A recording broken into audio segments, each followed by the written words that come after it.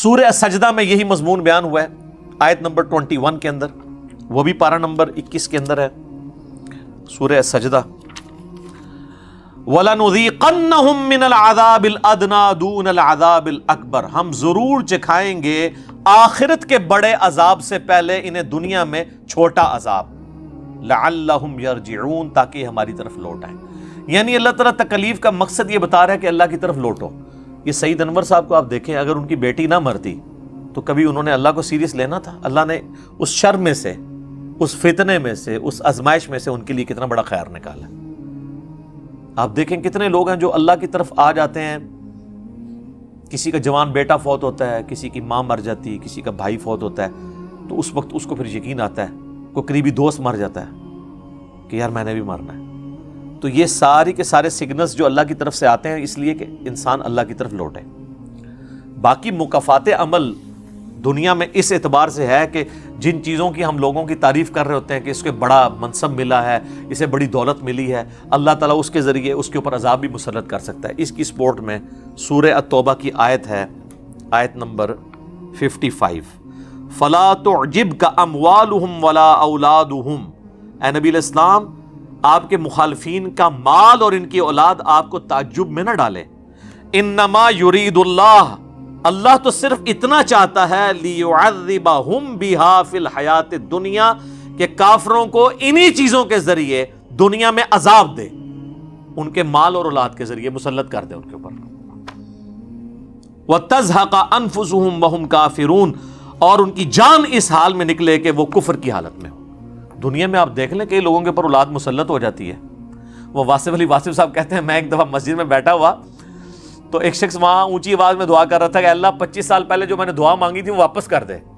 تو کہتے ہیں میں نے اینڈ پہ اس سے پوچھا یار یہ کیا ہوا تھا؟ کہتے ہیں میری بیٹیاں ہی تھیں، میں نے اللہ تعالیٰ سے بڑی منتیں مرادیں کر کے ایک بیٹا لیا، وہ تو سارے گھر کا سامان ہی اس نے بیچ دیا، وہ تو برائی کے اندر نشے کے اندر پڑ گیا، تو میری تو بیٹیاں ساری ٹھیک نکلی ہیں، تو بہتر تھا کہ یہ نہ ہی آتا۔ سورۃ الکہف میں بھی تو ذکر ہے نا، موسیٰ علیہ السلام نے ایک چھوٹے بچے کی گردن مروڑ دی تھی اور کہا کہ اس کے ماں باپ نیک تھے، یہ ان کے لیے وبال جان بنتا اور ان کی بھی آخرت برباد کروا دیتا۔ اس کا یہ مطلب نہیں آپ کسی کو قتل کر سکتے۔ وہ حضرت خضر جو تھے، خضر وہ فرشتہ یا کوئی بھی اللہ تعالیٰ کی طرف سے آیا ہوا پیغمبر، وہ اسرائیل کے ایکویلنٹ آیا ہوا تھا۔ اس سے اللہ نے مسئلہ تقدیر سمجھایا کہ بظاہر تمہیں کوئی شر پہنچتا ہے اس میں خیر پوشیدہ ہوتی ہے، لیکن تمہیں اس وقت نہیں پتا ہوتا، جو سورۃ البقرہ میں آیا کہ بعض اوقات تمہیں کوئی خیر پہنچتی ہے اور یعنی انسان یہ سمجھ رہا ہوتا ہے کہ یہ میرے لیے خیر ہے اور اس کے اندر شر چھپا ہوتا ہے تمہارے لیے، اور بعض اوقات شر آتا ہے اور اس میں تمہارے لیے خیر چھپی ہوتی ہے، اللہ جانتا ہے تم نہیں جانتے۔ یہ تعویل خاص میں تو جہاد اور قتال کے بارے میں آیا کہ بظاہر تو یہ مشکل کام ہے لیکن اس کے اندر خیر چھپی ہے، ایک بڑی کاز کے لیے قتال ہو رہا ہے، لیکن یہ جنرل رول بھی ہے اللہ تعالیٰ کا۔ پھر میں وہی بات کروں گا کہ آج کی ڈیٹ میں آپ کسی کے اوپر فتویٰ نہیں لگائیں گے کہ یہ اسے جو ہے وہ اپنے اعمال کی سزا مل رہی ہے، کیونکہ سر دنیا میں ہو جاتا ہے بڑے بڑے نیک لوگوں کی اولاد خراب نکلتی ہے۔ حضرت نوح علیہ السلام کی کوئی تربیت میں فرق رہ گیا تھا؟ قرآن میں آیا کہ ان کا بیٹا کافر نکلا، تو آپ کوئی کہے گا کہ حضرت نوح کے لیے معاذ اللہ مکافات عمل ہوا تھا؟ حضرت نوح اور لوط علیہ السلام کی بیویاں کافرہ تھیں، قرآن میں آتا ہے، اور اللہ تعالیٰ آتا ہے کہ ان کے خاوند ان کو اللہ کے عذاب سے نہیں بچا سکے، تو آپ یہ کہیں گے کہ مکافات عمل ہو رہا ہے؟ نعوذ باللہ، یہ تو بہت بڑا دعویٰ ہے۔ اللہ تعالیٰ اس چیز کو نہیں مانتا، اور یہ جو بعض لوگ پلی لیتے ہیں نا جی، وہ سورۃ البقرہ میں ضربت علیہم الذلہ والمسکنہ، یہودیوں پہ تو اب قیامت تک کے لیے ذلت اور مسکنت ہے۔ اس کا مطلب قطعاً یہ نہیں ہے کہ کوئی یہودی جو ہے وہ اگر خود حق قبول کرنا چاہتا ہے، آج کی ڈیٹ میں بھی کئی یہودی مسلمان ہوئے عیسائی، تو وہ اب اس کے اوپر مسلط ہوگی یہ ذلت، اب اس کو حق نصیب ہی نہیں ہوگا، یہ نہیں مطلب۔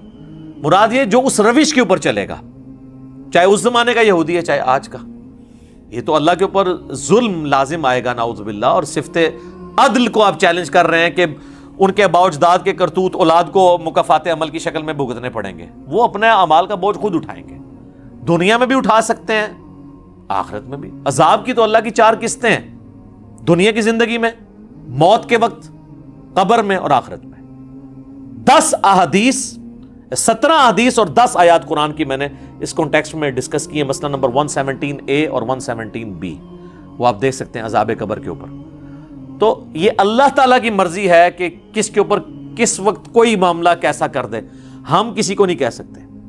ورنہ تو مجھے بتائیں ابو جہل کا مکافات اعمال والا سلسلہ اس کی اولاد میں تو ٹرانسفر نہیں ہوا. سیدنا اکرمہ بن ابی جہل وہ تو مسلمان ہے اور بمشکل ان کی 4-5 سال کی اسلام کی زندگی ہے. جنگ یرموک میں وہ شہید ہوئے ہیں. باپ امت کا فرعون ہے اور بیٹا صحابی ہے اکرمہ بن ابی جہل, تو ٹرانسفر تو نہیں ہوا. دوسری طرف پرشین امپائر جس شخص نے گرائی, سعد ابن ابی وقاص, حضور علیہ السلام کے لاڈلے ترین اصحاب, عشرہ مبشرہ میں سے. مولا علی کہتے ہیں, بخاری مسلم کے الفاظ ہیں, میں نے کسی کے لیے زندگی میں نہیں سنا کہ حضور کہتے ہو میرے ماں باپ تجھ پہ قربان, سعد ابن ابی وقاص کے لیے آپ نے کہا تھا. ان کا بیٹا عمر بن سعد قاتلین حسین میں شامل ہے. یہ بھی ہو جاتا ہے. تو اب یہ نہیں کہیں کہ باپ کے اعمال کی سزا بیٹے کو ملی ہے, یا نعوذ باللہ بیٹے کے اعمال کی سزا باپ کو, ایسے نہیں. یہ بالکل کانسیپٹ بالکل غلط ہے. ہمارا ایٹیچیوڈ اس میں کیا ہونا چاہیے وہ ہمیں بتا دیا گیا ہے سورۃ البقرہ کی آیت نمبر 155 میں, 156 کے اندر. ہمیں وہ چیز دیکھنی چاہیے کہ ہمیں اللہ نے اس صورتحال میں حکم کیا دیا ہے. وَلَنَبْلُوَنَّكُمْ بِشَيْءٍ مِّنَ الْخَوْفِ وَالْجُوعِ وَنَقْصٍ مِّنَ الْأَمْوَالِ وَالْأَنفُسِ وَالثَّمَرَاتِ. ہم ضرور آزمائیں گے دنیا کی زندگی میں تمہیں خوف کے ذریعے, بھوک کے ذریعے, جان اور مال میں نقص کے ذریعے. وَبَشِّرِ الصَّابِرِينَ, اور بشارت ہوگی صبر کرنے والوں کے لیے. تو یہ ساری تکلیفیں ان کو آپ مکافات عمل کہہ کے نہیں جان چھڑا سکتے, یہ اللہ کی طرف سے آزمائش بھی ہو سکتی ہے کسی کے اوپر. اور صبر کرنے والوں کے لیے بشارت ہے, اور ان کی نشانی کیا ہے؟ الذین اذا اصابتہم مصیبہ, جب کبھی انہیں کوئی مصیبت پہنچتی ہے تو وہ کہتے ہیں قالوا انا للہ وانا الیہ راجعون. بھئی ہم بھی تو اللہ کی طرف سے آئے تھے, ہمیں بھی لوٹ کے اللہ کے پاس جانا ہے. اگر کوئی تکلیف آئی ہے تو یہ بھی چلی جائے گی نا. سب سے بڑی تکلیف کیا ہے؟ موت. وہ بھی تو ہم پہ آنی ہے نا. تو اس سے پہلے اگر کچھ چھوٹی تکلیف آئی ہے تو اللہ کی طرف چلی جائے گی. اس کانٹیکسٹ میں ایک حدیث ہے صحیح مسلم میں بڑی زبردست. ام سلمہ کہتی ہیں کہ جب ابو سلمہ میرے خاوند فوت ہوئے, مجھے ان کی فوتگی کی خبر ملی تو میں نے حضور سے ایک دعا سن کے یاد کر رکھی تھی کہ جو کوئی وہ دعا مانگ لے گا اللہ تعالیٰ اس سے بہتر اسے نعم البدل دے گا. اور وہ دعا آدھا پورشن تو یہی ہے سورۃ البقرہ کی آیت نمبر 156, انا للہ وانا الیہ راجعون. اس کے بعد ہے اللہم اجرنی, یہ جھٹکے سے ملے گا, اللہم اجرنی, حمزہ آگے, اللہم اجرنی فی مصیبتی واخلف لی خیرا منہا. اے اللہ مجھے اس مصیبت میں اجر عطا فرما اور میرے لیے اس سے بہتر نعم البدل کر دے. تو کہتی ہیں کہ نبی علیہ السلام نے فرمایا تھا جو یہ دعا مانگ لے گا نا تو اللہ تعالیٰ اس کی کمپنسیشن فرما دے گا, اسے بہتر نعم البدل دے گا.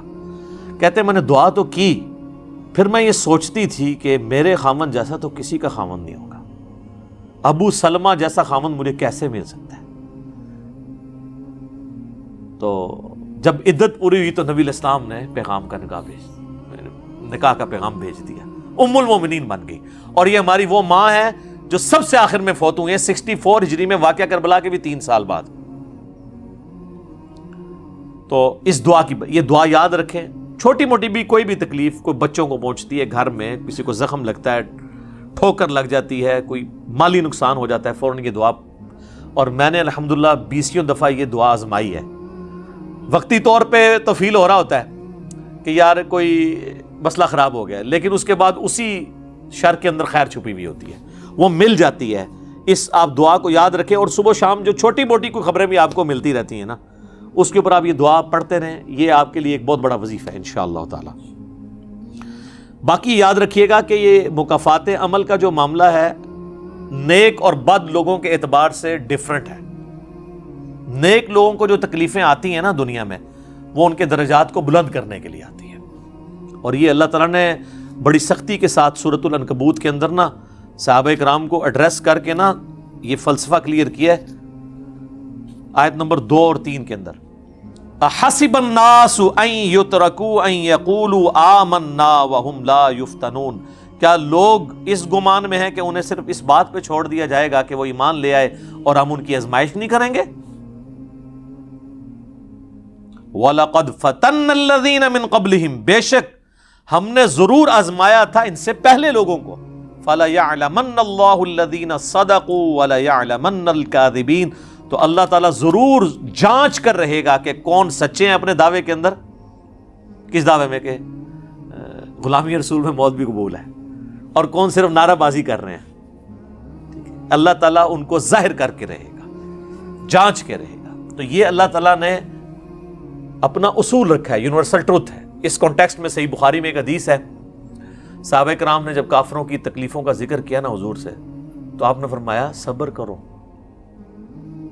اللہ کی قسم تم سے اگلے لوگوں کو زمین میں گاڑا جاتا تھا, سر کی مانگ پہ آرا رکھا جاتا تھا اور کہا جاتا تھا کہ اسلام چھوڑ دو, اور وہیں ان کے 2 ٹکڑے کر دیے جاتے تھے, وہ اپنے دین پہ قائم رہتے تھے. لوہے کی کنگیاں ان کے گوشتوں پہ پھیری جاتی تھی حتیٰ کہ ہڈی تک پہنچ جاتی تھی, تب بھی وہ اپنے دین پر ثابت قدم رہے. تو نبی الاسلام نے اپنے صحابہ کو اگلے لوگوں کی یہ تکلیف گنوائی. تو اب وہ جو اتنی تکلیفیں کاٹتے رہے ہیں, وہ کوئی مکافات عمل نہیں ان کے لیے ہوا, آزمائش تو ہوئی ہے نا جی. تو نیک اور برے لوگوں کے اعتبار سے ڈیفرنٹ ہے, یہ ذہن میں رکھیے گا.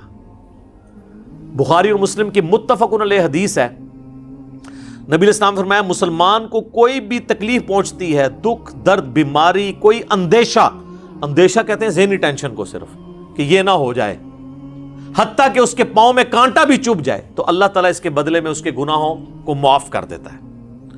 اور مسلم شریف میں ڈیٹیل ہے کہ جب یہ سورۃ النساء کی آیت نمبر 123 نازل ہوئی نا, کہ چھوٹے سے چھوٹے اعمال کا بدلہ بھی ملے گا اور چھوٹی سے چھوٹی نیکی کا بھی, تو صحابہ پریشان ہو گئے. ان کا یا رسول اللہ ہم تو یہ تو سارے پکڑے جائیں گے, کس طریقے سے کوئی بندہ پرفیکٹ ہو سکتا ہے؟